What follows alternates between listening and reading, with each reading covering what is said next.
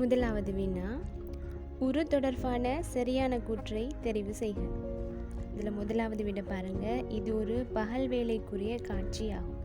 இந்த படத்தை பார்த்தோம்னு சொன்னால் இதில் நிலா இருக்கிறது விளங்குது, நட்சத்திரங்கள் இருக்கிறது விளங்குது, இந்த மரத்தில் ஆந்தி ஒன்று இருக்கிறது விளங்குது. ஆகவே இது ஒரு பகல் வேலைக்குரிய காட்சி என்பது தவறானது.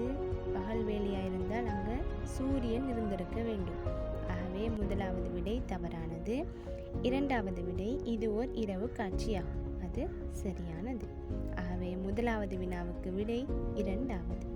மூன்றாவது விடையை பாருங்க, இருவர் தலையில் தொப்பி அணிந்துள்ளனர். இந்த படத்தில் ஒருவர் மாத்திரமே தொப்பி அணிந்திருக்கிறாங்க. ஆகவே மூன்றாவது விடையும் தவறானது. இரண்டாவது வினா, உரு ஏயை ஒத்த ஒரு உருவை பெறுவதற்கு உரு பியில் செய்ய வேண்டிய மாற்றங்களின் எண்ணிக்கை யாது?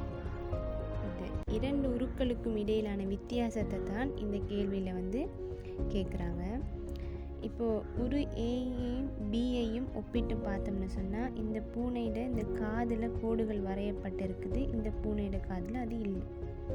இரண்டாவது, இந்த பூனையோட கண்ணின் மேலே இமையில் ஒரு கோடு ஒன்று வரையப்பட்டிருக்குது, இந்த பூனையில் அது இல்லை. மூன்றாவது, இந்த பூனைக்கு மூக்கு பகுதி வரையப்பட்டிருக்குது, ஆனால் இந்த பூனையில் அந்த மூக்கு பகுதி வரையப்பட்டில்லை. அதோட இந்த பூனையில் வாய்க்கு கீழாக ஒரு கோடு வரையப்பட்டிருக்குது, ஆனால் இந்த பூனையில் அந்த கோடு இல்லை. ஆகவே 4 வித்தியாசங்கள் இந்த உருவில் காணப்படுது. ஆகவே விடை இரண்டாவது.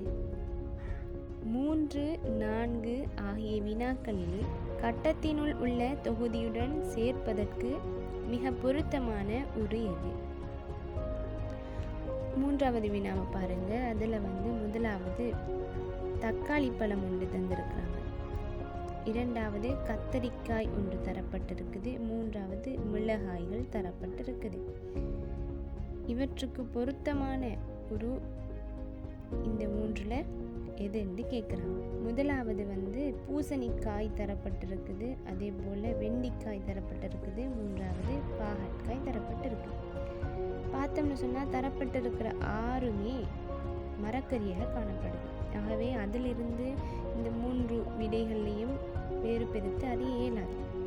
இன்னும் ஒரு விஷயம் பார்த்தோம்னு சொன்னால், இது தக்காளி, இது எங்கிருந்து பெறுறோம்னு பார்த்தீங்கன்னா தக்காளி செடியிலிருந்து.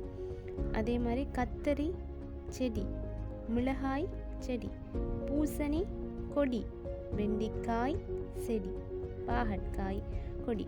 ஆகவே இந்த கட்டத்துக்குள்ளே இருக்கிற இந்த மரக்கறிகளுக்கு பொருத்தமான மரக்கறியாக இந்த வெண்டிக்காய் அமையும். ஏனெனில் வெண்டிக்காய் வெண்டி செடியிலிருந்து பெறப்படுகின்றது.